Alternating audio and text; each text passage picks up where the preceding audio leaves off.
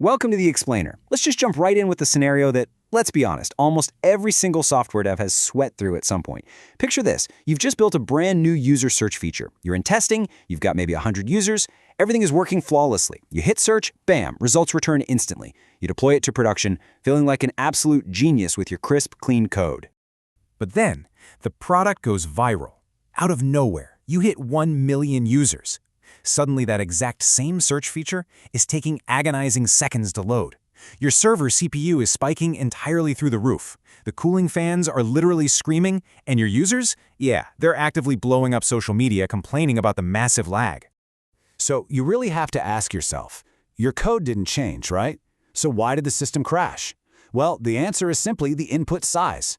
That explosive data growth is the actual culprit here. You see, in a production environment, algorithm efficiency isn't just a nice-to-have bonus, it's literally life or death for your architecture. An algorithm that breezes through 100 users can completely and totally collapse under the sheer weight of 1 million.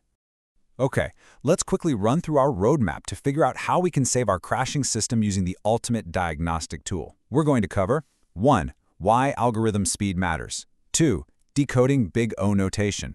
3. Common complexities explained. 4. Calculating complexity in code. And finally, number 5, the space-time trade-off. Let's hit section 1, why algorithm speed matters. To really get this, we have to look at scale in the real world. Think about the modern internet for a second. Search engines index billions of pages without scanning them one by one. Tinder matches millions of users in milliseconds.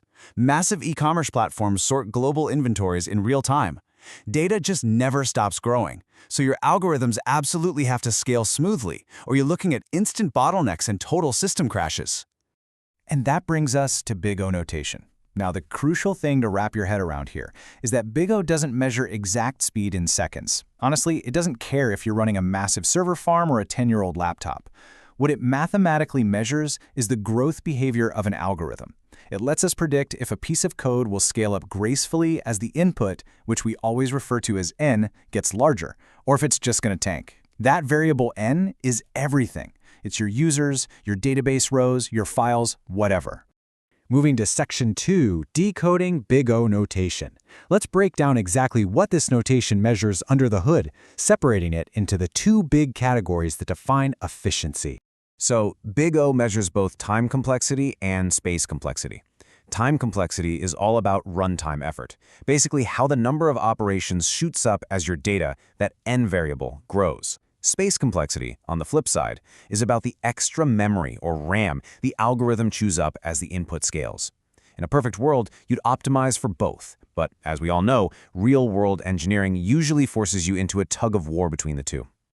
Up next, section 3. Common complexities explained. Let's walk through the most common time complexities you're actually going to run into on the job, starting with the absolute fastest and working our way down to the painfully slow. First, we have O1, also known as constant time. Guys, this is the holy grail. This means the operation takes the exact same amount of time, no matter the input size. It's like grabbing the first item out of a shopping basket. It takes 1 second whether that basket has 5 items or 5,000 items. It's the fastest, most ideal complexity out there because the growth rate is perfectly flat. Next is O of log n, or logarithmic time. This one is incredibly efficient for massive datasets. A classic analogy is trying to find a name in a gigantic old-school phone book. You wouldn't read every page, right? You'd open it right to the middle, see if your target is in the first half or second half, and literally tear the problem in two. Because you're cutting the search space in half with every single step, it scales beautifully. Even if the book has 1 billion pages, it only takes a couple dozen steps. Then we have ON, which is linear time. This just means that time grows directly in proportion to the input size.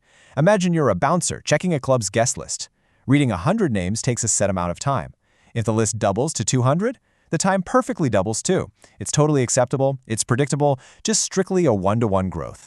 And then we have ON squared, quadratic time. Make no mistake, this is the villain of our story. This is where things get genuinely dangerous. It happens when execution time grows way faster than the input size.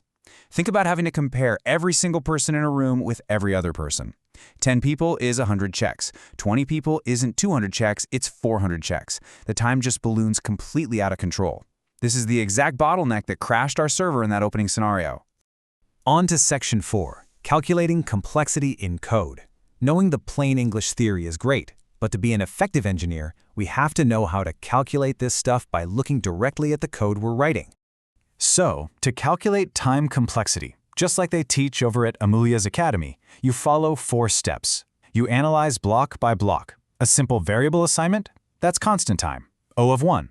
But a loop? That depends on your input, N. You add sequential blocks together, and the real kicker is step 4. You always ignore constants and lower order terms. Why? Because we only care about the dominant growth rate. As n approaches infinity, those little extra math operations literally just don't matter anymore. Let me give you an example you might see in a Code Chef challenge.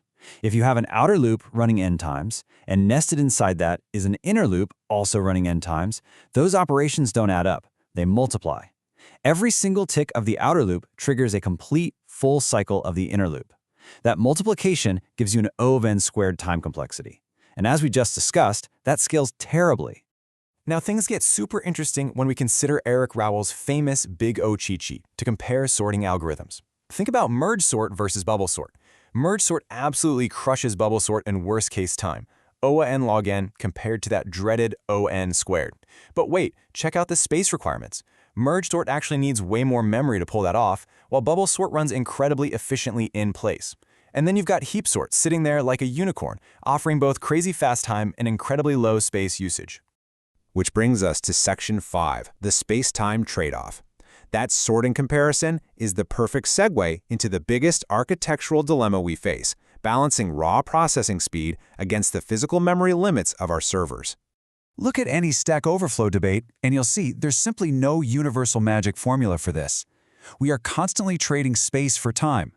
You might purposely burn extra memory by not compressing data, or by using a hash map, which is just a data structure for key-value pairs, just to buy yourself lightning-fast O1 lookups. On the flip side, a memory-efficient loop search saves RAM, but totally costs you valuable time.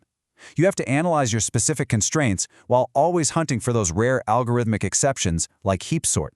And this leads us to a fundamental truth about production environments. When your data is endlessly scaling, simply getting the correct answer just isn't enough anymore. Sure, a brute force nested loop might pass local testing with 100% accuracy, but it is fundamentally inefficient code. You need code that actually performs under pressure. So, before you deploy that next big feature, you really need to ask yourself, when it scales to 1 million users, is it going to survive or is it going to completely collapse?